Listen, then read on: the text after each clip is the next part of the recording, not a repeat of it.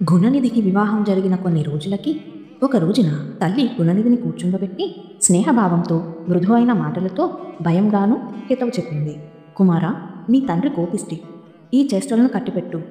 నీ విషయం ఆయనకు తెలిస్తే నిన్ను నన్ను కూడా దండిస్తాడు. ఏదో ఇప్పటి వరకు ఆయనకు తెలియకుండా కప్పిపెడుతూ వస్తున్నాను. నీ తండ్రి ధనం వల్ల కాకుండా కేవలం సదాచారం వల్ల లోకంలో పూజింపబడుతున్నాడు. బ్రాహ్మణునికి సరైన విద్య, మంచి స్నేహం ఈ రెండింటినీ మించిన ధనం లేదు. విప్రునికి ఆస్తి విద్యే అవుతుంది. నీకు వీటి యందు ఇష్టం పుట్టకపోవడానికి కారణమేమిటో? మీ పూర్వీకులు తాత ముత్తాతలు మంచి వేదాధ్యాయునులు, దీక్షితులు, సోమయాజులు కూడాను. లోకంలో మన కుటుంబానికి ఉన్న పేరు ప్రతిష్టలని పాడు చేయకు. చెడు స్నేహాలను వదిలేయి. మంచి అలవాట్లను అలవరుచుకో. బ్రాహ్మణ ఆచారాలను పాటించు. తండ్రికి తగ్గ కొడుకు అనిపించుకో.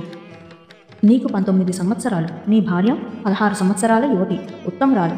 నీ తండ్రి గారి శిష్యులను చూడు, వారంతా వినయ సంపన్నులు. నీ విషయం రాజుగారికి తెలిస్తే మీ నాన్నగారి దీక్షితత్వాన్ని తీసేస్తారు, శిక్షిస్తారు కూడా. అప్పుడు మనకు పూట గడవడం కూడా కష్టమవుతుంది.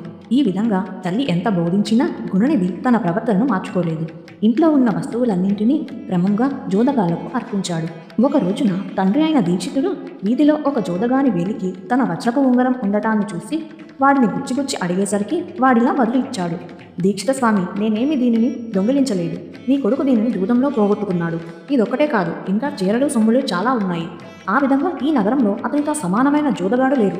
నీతో సమానమైన వేద పండితుడు లేడు. అసలు ఈ విషయం నీకు ఇప్పటి వరకు తెలియలేదంటే అదే ఆశ్చర్యంగా ఉంది అని వెకిలి నవ్వు నవ్వాడు.